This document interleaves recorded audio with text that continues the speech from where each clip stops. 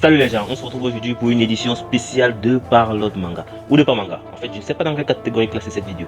Parce que, après avoir parlé du manga français, je me suis dit, bon, pourquoi ne pas parler de la bande dessinée de chez nous. Aujourd'hui, on va parler de la bande dessinée du 237. La bande dessinée du Cameroun. C'est parti, générique. C'est l'heure du... Alors, en guide d'introduction, il y a quelques mois de cela, j'ai eu l'occasion d'assister à la 12e édition du festival Bois BD. C'est un festival rassemblant les passionnés, les fans de bande dessinée camerounaise et africaine en général. C'était ma toute première édition. Le festival existe depuis 12 ans. Je suis au courant de son existence il y a moins de 5 ans et c'était ma toute première participation. Ouais, c'est pas glorieux. Ça fait 12 ans que je manque un tel festival. Franchement, j'ai rien à dire pour ma défense. Rien du tout. Durant ce festival, on a eu des invités locaux tels que l'incroyable Georges Pondy, dont je ne présente plus à certains. Hein. Il fait un travail magnifique, tout à fait charmant sur Facebook. J'aimerais bien vous mettre en image là complet, mais j'hésite encore. Bref, disons qu'il aime bien faire les choses au naturel. Si vous êtes intéressé, faites une recherche sur Georges Pondy sur Facebook. Hein. Vous allez vraiment apprécier, surtout si vous êtes un fan de culture.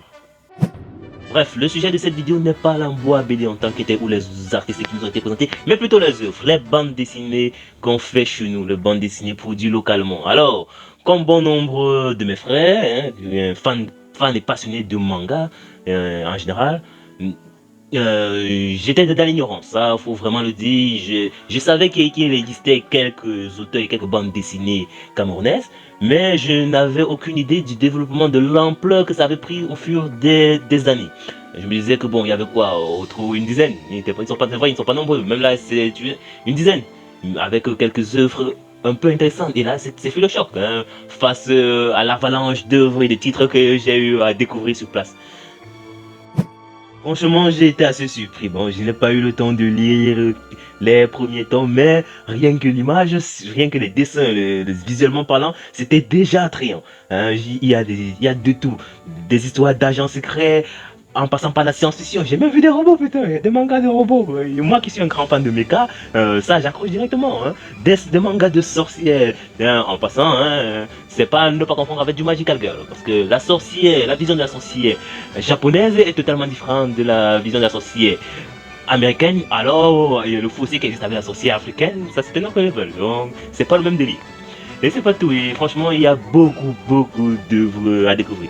Et surtout l'incontournable Orient, hein, ça manque jamais dans ce genre de festival africain. Alors j'ai pour idée, j'ai tout un projet concernant les bandes dessinées du 237 que je souhaite mettre en œuvre dans le futur. Car pour le moment, pour des raisons principalement financières et d'autres telles que les études, je ne peux pas encore le mettre en place.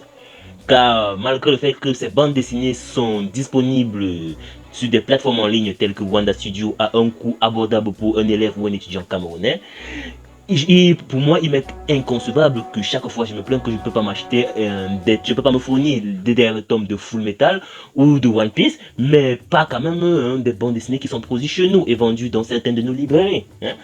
Malheureusement, hein, je me refuse, sinon je pourrais mettre en place le projet. Moi, je veux le support physique, je veux pouvoir soutenir l'auteur camerounais, je veux pouvoir soutenir ces artistes qui développe la bande dessinée de chez nous. Franchement, c'est l'idée en fait. Et malheureusement, je ne peux pas faire cela en fournissant, en me procurant seulement le support numérique. Normalement, donc c'est tout un projet. J'ai tout un projet de vidéos, de reviews, peut-être mensuel en fonction des sorties des tomes. Donc bref, ça va dépendre. Il y a beaucoup de variables. Tant que je n'ai pas encore les œuvres en main, je ne peux pas préciser la chose. Mais c'est un projet futur que je mettrai en place, quoi qu'il advienne.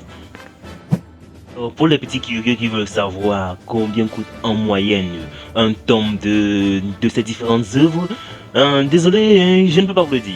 Le mieux c'est d'être face au produit fini. Ensuite vous jugerez vous-même si le prix est raisonnable, si le prix vaut ce travail, si vous êtes prêt à payer un tel prix pour soutenir le travail d'auteur camerounais. Vraiment, je ne peux pas vous le donner. Et bon, mon excuse à moi, c'est que frère, on sait tous que le game est énergie au pays. Est-ce que je mens? On ne peut pas quand même se permettre aussi n'importe quelle dépense, même pour le simple plaisir. C'est fort au pays, ça ne va pas, vraiment. Bref, c'est sur c'est sur ces chutes que s'achève cette vidéo de... Bref, Je connais pas de manga, on va dire parle de manga abrégé. La merde, c'est pas de manga abrégé. Bref. Si la vidéo vous a intéressé, allez, likez, abonnez-vous, partagez la vidéo et surtout laissez un commentaire. Sur ce, à plus les gens.